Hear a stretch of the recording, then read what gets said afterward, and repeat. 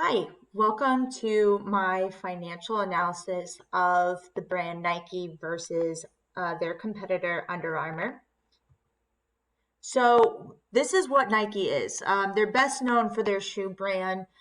They've also been successful in marketing their own products within other industries, such as they have Nike Golf, Nike Pro, Nike Plus, Nike Skateboarding, etc.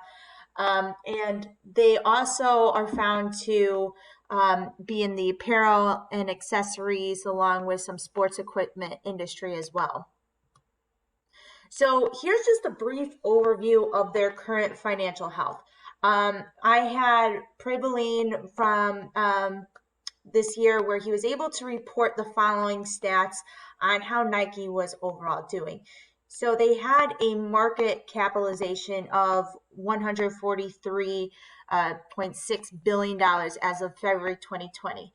So as of right now, they actually have not been terribly affected by COVID. If anything, they have actually seen an increase from their fiscal of 2019. Our next bullet point here shows that they ended 2019 with $39.1 billion in revenue, and that was even an increase from 2018. So they're right now, they're on a rise of 11%, and they're only seeing themselves growing more and more.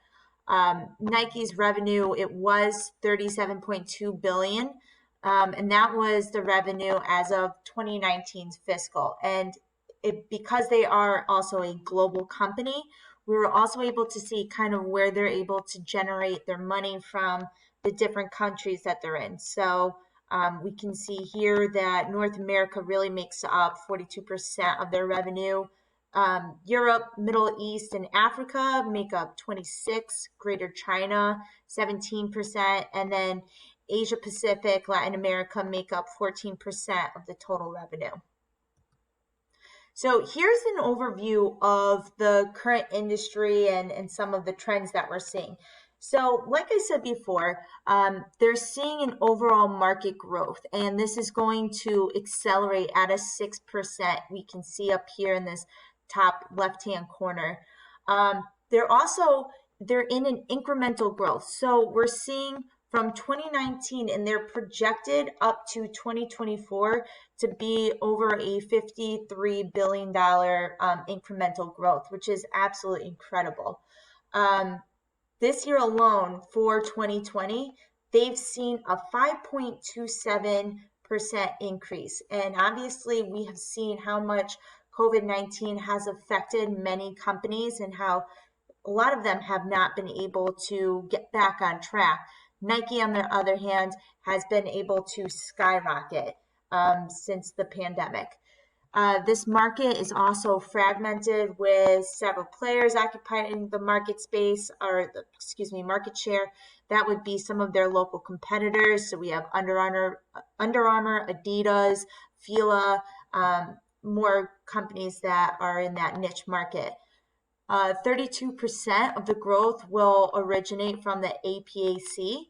And one of the key drivers of this market is the continuous brand promotions through sponsorships. So a lot of that we'll see through a lot of the athletes. And now that sports have came back, a lot of them are doing promoting because they were on a hiatus themselves. And a lot of them really do promote Nike as the number one brand to kind of go and levitate to.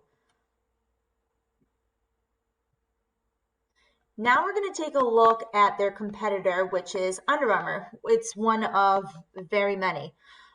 So some similarities is Under Armour is also in the same market for performance apparel, footwear, accessories for all genders of all ages. Very similar to Nike. They pair up almost side by side in everything that they offer. And here's what Under Armour of this year was able to provide for information. So actually, unlike Nike, they have not been able to bounce back significantly from COVID-19. So revenue actually went down 23%, and now they're at 930 million. So that in total is down to 22% currency neutral. and 15% points of the decline related to, like I said, COVID-19. Wholesale revenue, that also decreased by 28%. So that's now at a 592 million. And direct to consumer revenue was down 14%, and that equated to 284 million. So this is representing 31% of the total revenue that Under Armour has. So this is pretty significant. North America, the revenue decreased by 28%. So that again relates to $609 million in revenue from our international business, decreased from 12%. So that's now at a 287 million. So we're seeing that again, they went down 11%. And here's some of the different sectors that they're in. So again, with their apparel, that revenue decreased by 23%. Footwear decreased by 28%, and accessories, that decreased by 17%. So we're seeing here that, again, Under Armour has not been able to recoup from COVID-19, and they actually took a significant hit. And we're going to be able to see how that translates through some of their financial numbers here. So here's the equations that we have for the profitability ratio. We have the inventory turnover, which we know in order to come up with that number, it's the cost of goods sold divided by the average inventory. So we've got Nike, they're at that 0.091. Under Armour is at the 0.034. Profit margin, we get that number by profit divided by revenue. So Nike 1.11%, Under Armour 0.43%. Return on total assets, we'll get that from net income divided by total assets. And Nike is at an 8.10. And then we have Under Armour that's at a 0.98. Basic earning power, we're dividing the EBIT by total assets. So Nike is coming in at 9.9 million, Under Armour 5.5 million. Then finally, we have the return on equity, which we get by net profit divided by sales times sales divided by assets times assets divided by equity. Nike comes in at 8.5 billion, and Under Armour comes in only at 142 million. Asset management ratio, we have inventory turnover, which we know cost of goods sold divided by average inventory. Nike's coming in at 2.85. Under Armour's coming in at 2.64. Days sale outstanding is accounts receivable divided by annual sales times 365 days. So Nike's coming in at 26.83 million. Under Armour's coming in at 49.11 million. Fixed asset turnover, so we've got net sales divided by average net fixed assets. So Nike comes in at 8.13 billion. Under Armour comes in at 4.8 million. Total asset turnover, net sales revenue divided by average total assets.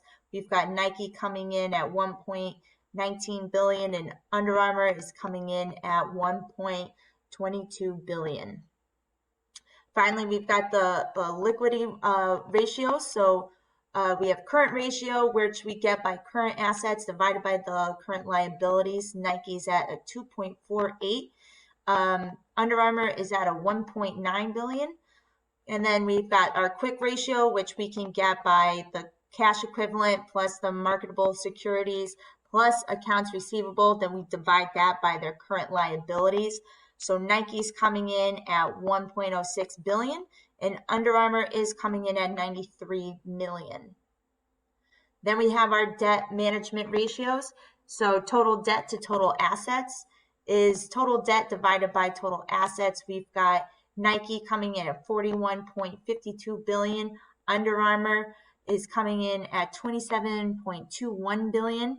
Then we have the time interest earns, again, EBIT divided by interest charges. Nike's coming in at 91.62, and Under Armour is coming in at negative 11.28 million.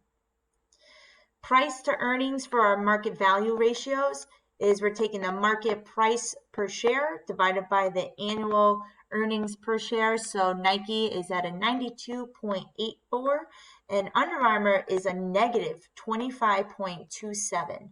Market to book, we're taking our market capitalization divided by the total book value. So Nike is 25 billion and Under Armour is 1.5 billion. So this is just giving us a better look at how each of these ratios that we looked at, how Nike compares to Under Armour and vice versa. So with the profitability ratio, we know that this is the class of financial metrics that are used to assess a company's ability to generate earnings relative to its revenue, operating costs, balance sheets, assets, shareholders' equity over time using data from a specific point in time.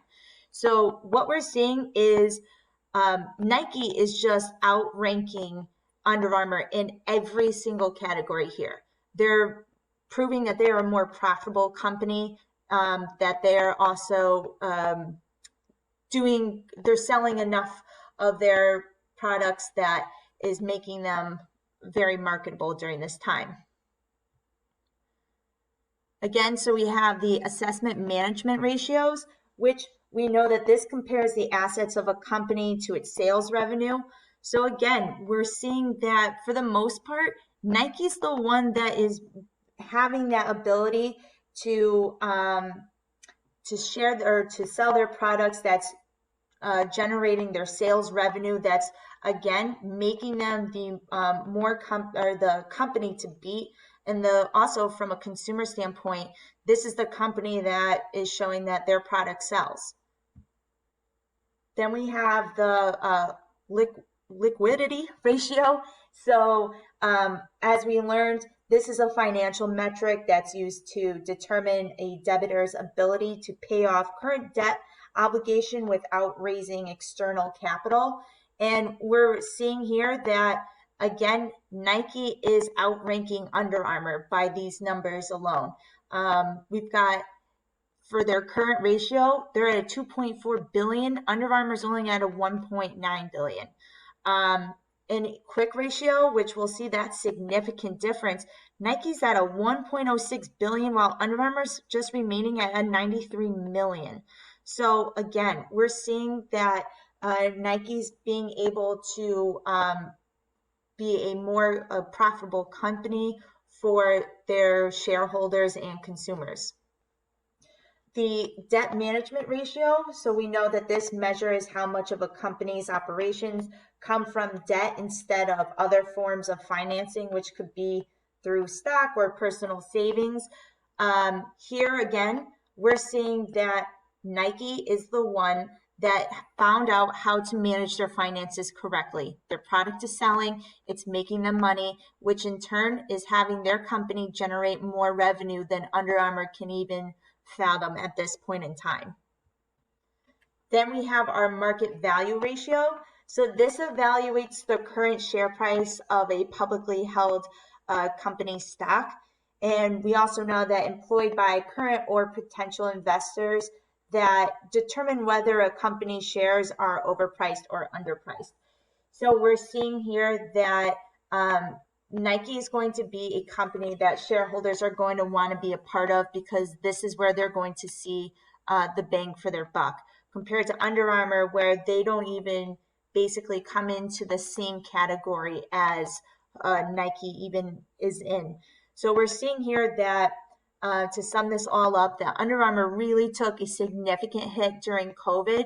Meanwhile, Nike was able to continue to market themselves, and they ended up coming out of COVID with more profits, more revenue, and better marketing in order to survive the pandemic. And now they're on the up and coming to even produce more money by 2024. And here are my sources. And thank you so much for learning more about Nike versus Under Armour.